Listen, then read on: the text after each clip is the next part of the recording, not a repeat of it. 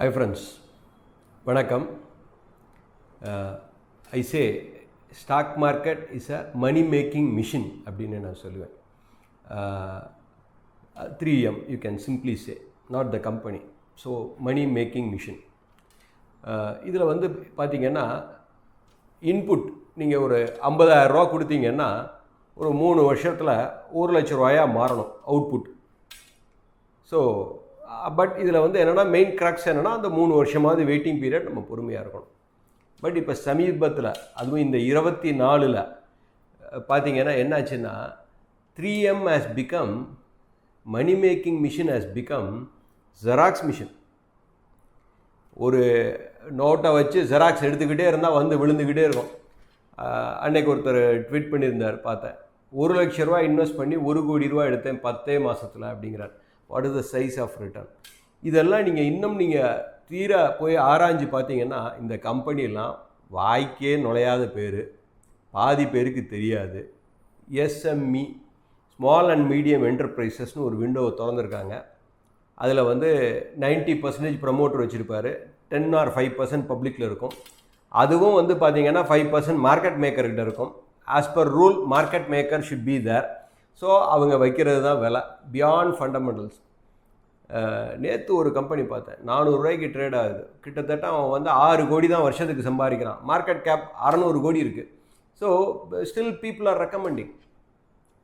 இது வந்து that is the problem no.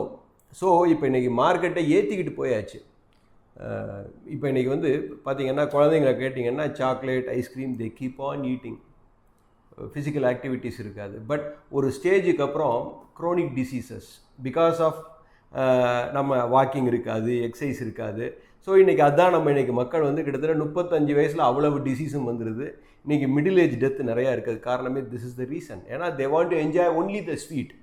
எப்போதுமே தீயதும் நல்லதும் கலந்து இருக்கணும். மார்க்கெட்டில் கரெக்ஷன் இல்லாமல் இன்றைக்கி போய்கிட்டு இருக்குது. This is a bad sign I say. இப்போ இன்றைக்கி ஷார்ட் அடிக்கிறவங்க முதற்கொண்டு தே பிகம் அதாவது பேர் வந்து செத்து போச்சுன்னே சொல்லுவேன்.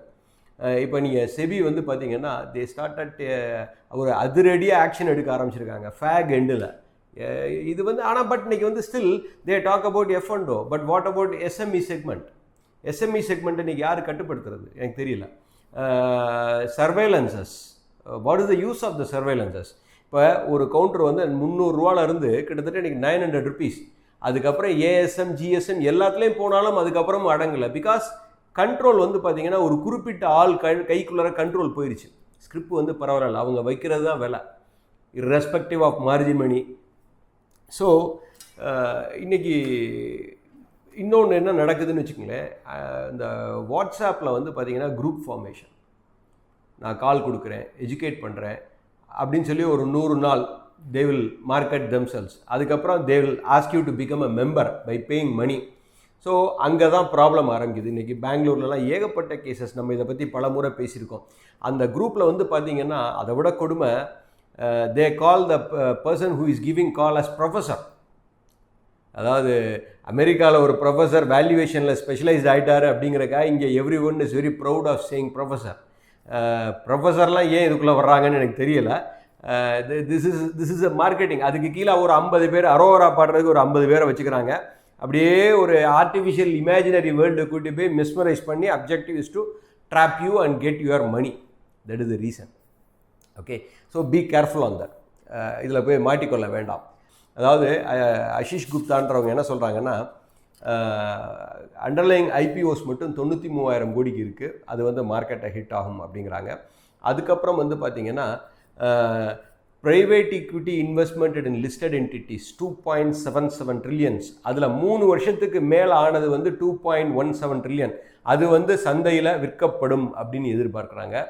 அதுக்கப்புறம் ப்ரைவேட் ஈக்விட்டி இன்வெஸ்ட்மெண்ட் இன் அன்லிஸ்டட் ஃபர்ம்ஸ், அது வந்து பார்த்திங்கன்னா கிட்டத்தட்ட வந்து ஒரு 2.24 trillion ஐஎன்ஆரில். அதுவும் வந்து மார்க்கெட்டுக்கு ஐபிஓ ரூட்டில் வரும். ஸோ இதெல்லாம் நெக்ஸ்ட் ஒரு ஓராண்டில் பங்குச்சந்தையை டேப் பண்ணுவாங்க அப்படிங்கிறாங்க. இது நல்லதா கெட்டதா அப்படின்னு கேட்டிங்கன்னா, இதெல்லாம் வந்து பார்த்திங்கன்னா இந்த ஃபஸ்ட் ரன் என்டர்பிரனர்ஸ். இன்றைக்கி பேடிஎம் நம்ம என்னாச்சு, IPO red herring prospectus file பண்ணதுக்கு அவர் டான்ஸ் ஆடி ஆட்டம் போட்டுக்கிட்டு இருந்தார். கடைசியாக இன்றைக்கி அந்த கம்பெனியே ஆடி போயிடுச்சு.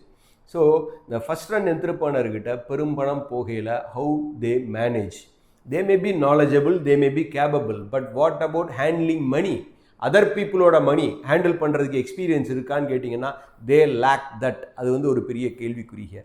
ஸோ யார் பணம் கேட்குறா, எந்த கம்பெனி அவங்களுக்கு பொது பணத்தை எப்படி கையாளுறாங்க அப்படிங்கிறத நம்ம தீர ஆராய்ச்சி தான் நம்ம முதலீடு செய்யணும். ஐபிஓ வருதுங்கிறக்காக நம்ம பண்ண வேண்டியதில்லை. இன்றைக்கி வந்து என்னென்னா இட் ஹஸ் பிகம் லிஸ்ட் ஆகையில் கிடைச்சது அப்படின்னாக்க இன்றைக்கி வந்து ஒரு 30% 40% ப்ரீமியத்தில் லிஸ்ட் ஆகுது, நம்ம விற்றுட்டு போகலாம் அப்படின்னு நம்ம நினைக்கிறோம். பழைய பீரியடில் ஐபிஓ மார்க்கெட்டில் போட்டு இன்றைக்கி குப்பையாக வச்சுருக்கவங்களுக்குலாம் அந்த அனுபவத்தை கொஞ்சம் நினச்சி பார்க்கணும் அப்படிங்கிறது என்னோட வேண்டுகோள். ஐ ஹோப் இது பயனுள்ளதாக இருக்கும் நம்புகிறேன். Thank you all.